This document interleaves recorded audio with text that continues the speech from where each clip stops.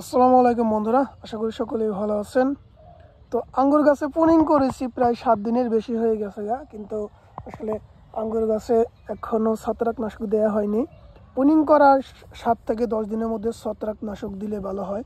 আমি যেহেতু পুনিং করেছি 1 সপ্তাহের উপরে হয়ে গেছে, সেহেতু আমি ছত্রাকনাশক এখন স্প্রে করব। এখন বেলা 3:30 কিংবা 4টা বাজে।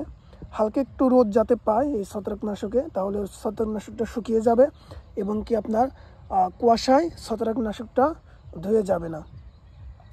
তো আঙ্গুর গাছ পুনিং করা বা ছত্রাকনাশক অবশ্যই দিতে হবে 7 থেকে 10 দিন পর পর। ছত্রাকনাশক না দিলে বার্ড ফুটতে সমস্যা হবে, ছত্রাক আক্রমণ করতে পারে। সেজন্য আমি নিয়ে আসলাম অ্যামিস্টার টপ। অ্যামিস্টার টপ খুবই ভালো একটি ছত্রাকনাশক সিনজেন্টার। তো এটি আমি বর্তমান ব্যবহার করতেছি। আপনারা চাইলে কপার গ্রুপেরও দিতে পারেন।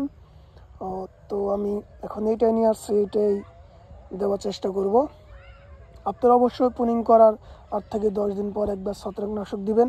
এরপর 20 থেকে 22 দিন হয়ে গেলে এরপর আবার ছত্রাকনাশক দিয়ে দিবেন। ছত্রাকনাশক না দিলে আঙ্গুর গাছগুলো বেশিরভাগ ক্ষেত্রে নষ্ট হয়ে যায়। নষ্ট হওয়ার বড় কারণ হচ্ছে ছত্রাকনাশক। ছত্রাকে আক্রমণে আঙ্গুর গাছে বেশি সমস্যা হয়। তো আমি সরাসরি এখন স্প্রে করে দিচ্ছি অ্যামিস্টার টপ।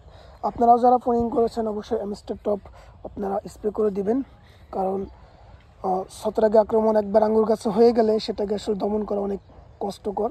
আর আঙ্গুর গাছ এমনিতে দেখা যায় যে অনেক বড়, অনেক দিনের ফল, কিন্তু আঙ্গুর গাছ একবারে ছত্রাকে আক্রমণ করলে সেই গাছটাকে টিকে রাখা খুবই কঠিন। ততক্ষণ যা বললাম আশা করি বুঝতে পেরেছেন। ভিডিওটি ভালো লাগলে অবশ্যই একটা লাইক দিবেন, অবশ্যই চ্যানেলটিকে সাবস্ক্রাইব করে রাখবেন, আর ফেসবুক থেকে দেখে থাকলে অবশ্যই ফেসবুক পেজটিকে ফলো দিয়ে রাখবেন। এখন আমি সরাসরি স্প্রে করে দিচ্ছি।